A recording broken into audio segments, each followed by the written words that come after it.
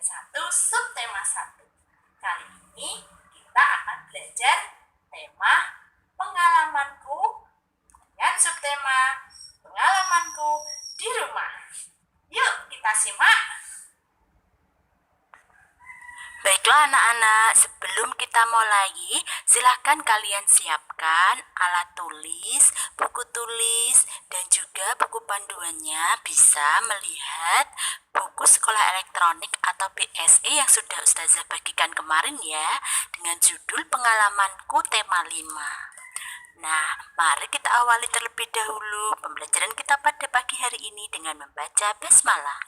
Bismillahirrahmanirrahim. Solih-solihah, sebelum kita mulai, ingatkah kalian pembelajaran tentang tema pengalamanku di kelas 1? Nah, tentu masih ingat kan? Nah, sekarang Ustazah tanya, apa ya yang disebut dengan pengalaman? Ya, benar sekali. Pengalaman adalah satu kegiatan atau kejadian yang sudah terjadi dan bisa kita jadikan pelajaran. Nah, anak-anak, ada 2 jenis pengalaman. Siapa yang tahu? Ya, betul sekali. Hebat.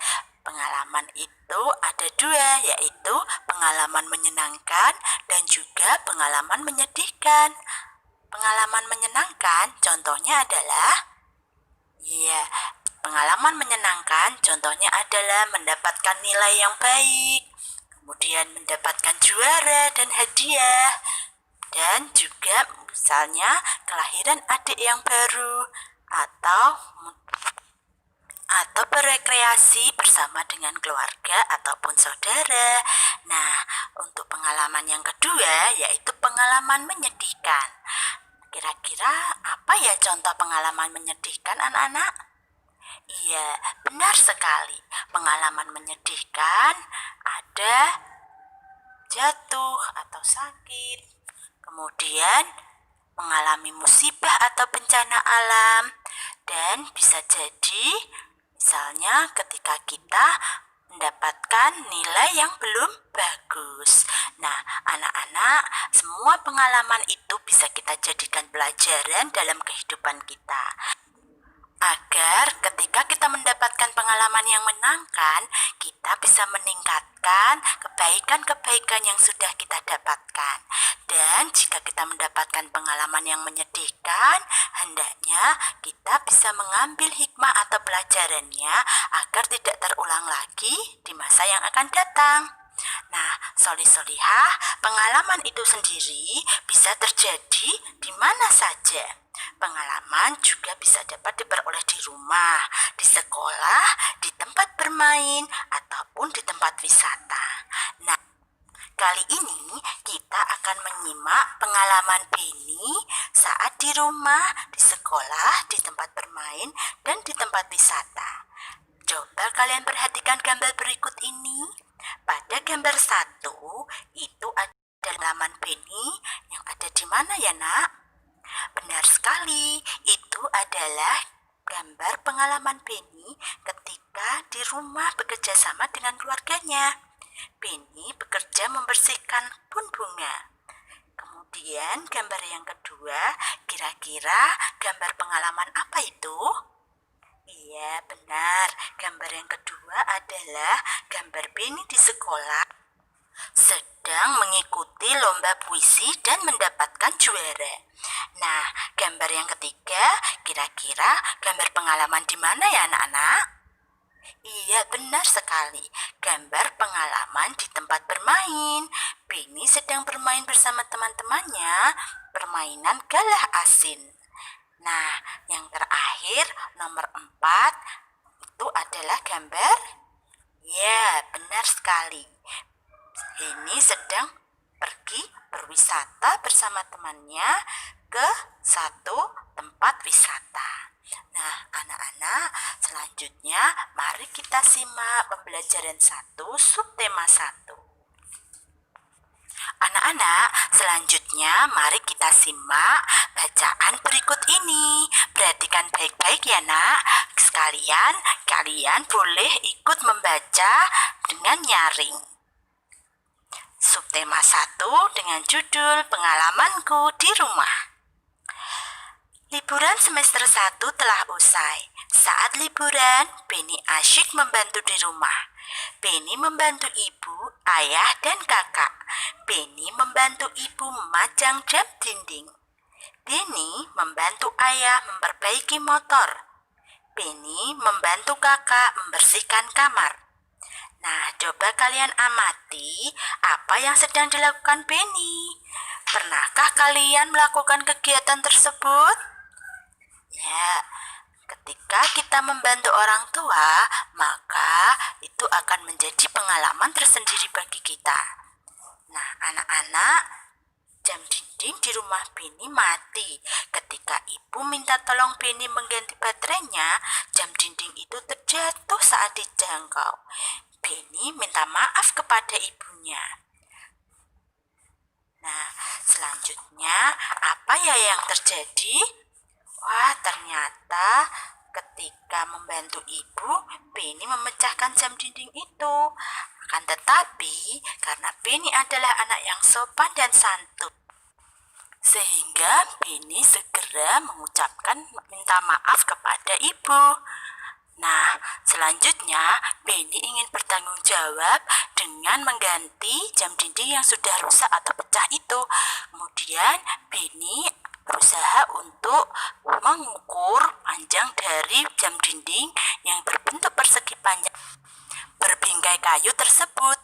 Nah, kemudian Beni teringat tugas dari gurunya juga.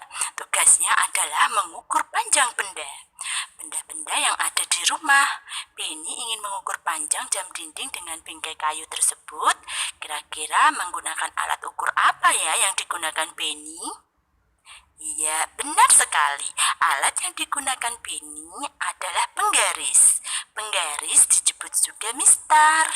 Nah, kalian tahu kan apa itu penggaris? Bentuknya seperti apa? Dan tentu kalian juga punya kan mistar atau penggaris? Nah, anak-anak, mari kita akan belajar cara mengukur panjang benda dengan menggunakan alat ukur yang tepat. Kali ini kita akan mengenal alat ukur penggaris dan juga satuannya. Nah, coba kalian perhatikan gambar penggaris berikut ini. Penggaris itu memiliki satuan sentimeter atau sering disingkat dengan cm. Ya, sekali lagi, satuan untuk penggaris atau mistar yaitu sentimeter atau cm. Nah, coba kalian perhatikan, di sini ada penggaris. Panjang penggaris tersebut bermacam-macam. Nah, ada yang dimulai dari angka 0 sampai 20. Berarti panjang penggaris tersebut ada 20 cm. Ada juga yang cuma 10 cm. Ada juga yang sampai 30 cm atau bahkan 100 cm. Nah, anak-anak, bagaimana cara menggunakan penggaris? Cara mengukur dengan penggaris adalah ukur benda dimulai dari angka 0. Angka 0 pada penggaris harus lurus dengan pangkal benda. Jadi angka 0 itu adalah satuan pangkal, ya. Kemudian untuk mengetahui panjang dari benda tersebut, maka perhatikan angka ujung dari yang ditunjukkan oleh penggaris. Jadi, panjang benda tersebut adalah angka yang ditunjukkan pada penggaris. Ya, nah anak-anak, angkanya adalah angka ujung ya. Bagaimana? Kalian bisa memahami? Nah, berikutnya mari kita lihat video cara mengukur panjang benda berikut ini. Nah, sebagai contoh, mari kita coba untuk mengukur pengalamanku tema 5 ini ya. Nah, anak-anak, cara mengukurnya adalah ambil penggaris. Di sini Ustazah gunakan penggaris 30 cm ya. Jadi ini yang dinamakan penggaris 30 cm karena panjangnya ya di angka terakhir di penggaris ini adalah angka 30 ya. Dan satuannya adalah cm ya. Di tulisnya cms artinya centimeters ya. Nah, kita letakkan penggarisnya di pangkal buku dari mulai angka 0 ya. Kemudian kita luruskan. Nah, ini 0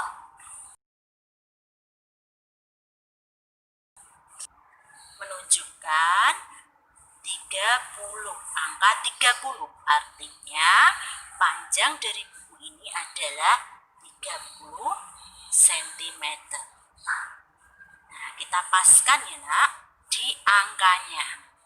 Nah, penggaris menunjukkan panjang buku tema 5 pengalaman ini cm. Itu ya, bisa dipahami ya.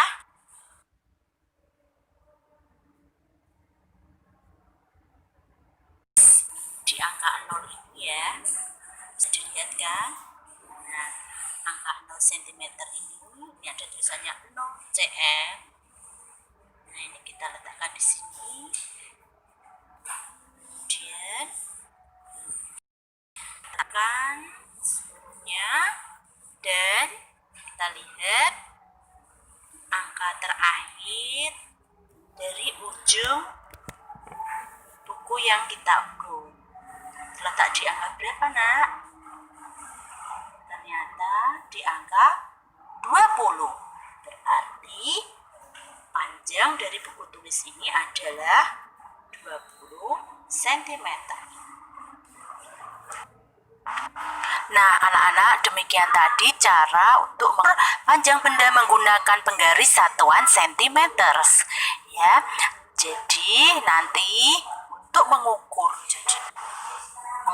panjang benda dimanapun berada, kalian bisa menggunakan penggaris. Nah, anak-anak, nanti coba dipraktekkan ya, dicoba. Kita akan mengukur panjang benda yang ada di rumah kalian.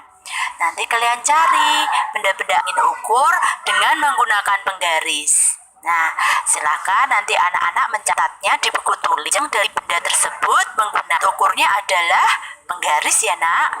Nah, demikian tadi anak-anak pembelajaran kita hari ini. Semoga bermanfaat dan jangan lupa di setiap pengalaman yang kita laksanakan, yang kita dapat akan terkandung pelajaran yang bisa kita ambil untuk perbaikan selanjutnya. Nah, anak-anak, sekian dari Ustazah, semoga bermanfaat. Mari kita akhiri pembelajaran pagi hari ini dengan baca hamdalah berserabbil alamin. Assalamualaikum warahmatullahi